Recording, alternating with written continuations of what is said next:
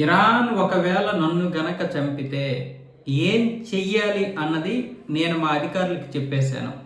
మా యొక్క సైన్యానికి చెప్పేశాను. ఇరాన్ మీద ఎవరు ఊహించినంత దాడి చేసి బాంబులు వర్షం కురిపించేయాలని చెప్పాను. అంటే నన్ను చంపడంలో ఒకవేళ సఫలమైతే అని ట్రంప్ చెప్తున్నాడు.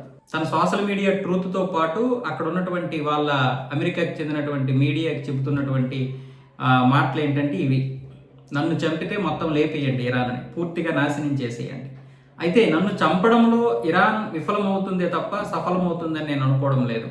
కానీ సఫలమైతే ఈ విధంగా దాడి చెయ్యాలి అంటే ఇరాన్ యొక్క ఉద్దేశం ఏదైనా కావచ్చు, కానీ అమెరికా యొక్క ఉద్దేశం ఏంటి అంటే వాళ్ళు కావలసి వచ్చినప్పుడు యుద్ధం చేయగలుగుతారు, లేదనుకుంటే మొత్తం వీళ్ళని అంతా అణచేసి మళ్ళీ వాళ్ళు కాల్పుల విరమణ చేయగలుగుతారు. అంటే అమెరికా యొక్క అహంకారం అది స్పష్టంగా ట్రంప్లో కనిపిస్తుంది. సైనికులు కూడా విసిగిపోతున్నారు. అమెరికాకి చెందినటువంటి ఆ సైన్యాధికారులు, సైన్యము అందరూ కూడా పిచ్చెక్కిపోతున్నారు. ఏం జరుగుతుందో అర్థం కావడం లేదు. ఇరాన్ మీద ఎందుకు దాడి చేస్తున్నామో, ఎందుకు కాల్పుల విరమణ చేస్తున్నామో అర్థం కాని పరిస్థితి. మన 250వ స్వతంత్ర దినోత్సవాల కోసం, అలాగే ట్రంప్ యొక్క పుట్టినరోజుల కోసం కాల్పుల విరమణ అప్పటికప్పుడు చేసేశారు. మరి వీళ్ళని నమ్మి యుద్ధంలోకి దిగినటువంటి ఇజ్రాయెల్ని మధ్యలో వదిలేశారు. అందుకే ఇజ్రాయెల్కి బాగా మండింది. మీరు ఎప్పటికప్పుడు మీ స్వార్థం కోసం మీరు యుద్ధాన్ని ముగించేస్తుంటారు, మొదలు పెడుతుంటారు. మధ్యలో మా పరిస్థితి ఏంటి? ఇప్పుడు ప్రపంచంలో ఎవరు చెడ్డయ్యారు? మేమే కదా చెడ్డయ్యామని అటు బెంజమిన్ నెతన్యాహు స్వయంగా చెప్పేసినటువంటి పరిస్థితి, స్టేట్మెంట్ ఇచ్చాడు ప్రపంచ దేశాలకి. మళ్ళీ ఇప్పుడు ఎందుకు యుద్ధం మొదలైంది? ఇప్పుడు మళ్ళీ ఇరాన్ మీద ఎందుకు దాడులు చేశారు? మొన్న ఇరానే దాడి చేసిందని చెప్పారు. వాస్తవంగా అమెరికా దాడి చేయించింది. అంటే యుద్ధం ఎప్పుడు మొదలవ్వాలో, ఎప్పుడు చేయాలో వాళ్ళకి తెలుసు. అంటే మళ్ళీ హార్మోజ్ జలసంధిలో అన్ని నౌకలన్నీ సఫలంగా కొనసాగిపోతే ప్రపంచ దేశాలకి అంత సక్రమంగా సాగిపోతాయి. ప్రపంచ దేశాలు ఇప్పుడు అతలాకుతలం చేయాలి, తద్వారా అమెరికా బాగుపడాలి. ఇతరులని రక్తం చిందించి నువ్వు బాగుపడేటటువంటి బాగుపడడం అనేది ఒక మనిషికైనా, ఒక వ్యవస్థకైనా, ఒక దేశానికైనా మంచిది కాదు. కాకపోతే ఇప్పుడు అమెరికా చేయాల్సినటువంటిది, చేయదలుచుకున్నది అదే.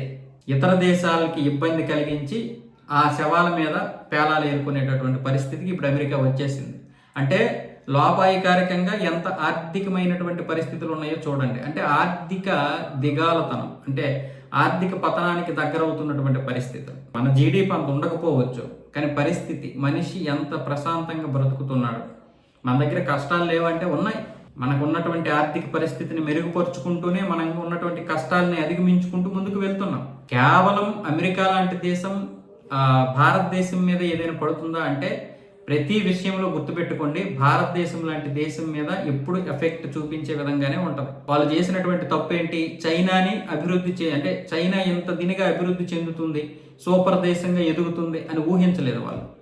ఒక దేశం సూపర్ కంట్రీగా ఎదిగినప్పుడే ఇంత పెద్ద పోటీతత్వం ఏర్పడింది. ఇప్పుడు చైనా ఇంత అభివృద్ధి చెందడం వల్ల యూరోప్ దేశాలు కూడా ఇటువైపే చూస్తున్నాయి. అలాగే భారతదేశం కూడా ఆ పరిస్థితిలో ఉండడం వల్ల అన్ని దేశాలు ఇటువైపు చూస్తున్నాయి. మరి ఒకప్పుడు ప్రపంచానికి పెద్దన్న అయినటువంటి అమెరికాని ఈరోజు ఎవరు దేకుతున్నారా? ఉంది, దాని యొక్క ఇది ఉంది, కానీ అంతకుముందు ఉన్నంత లేదు.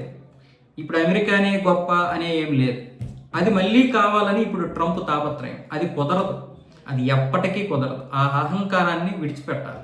లేకపోతే ఇలాగే అమెరికా యుద్ధాలకి దారి తీసి తీసి తీసి చివరికి ఆ గోతులోనే పడి చచ్చిపోతుంది.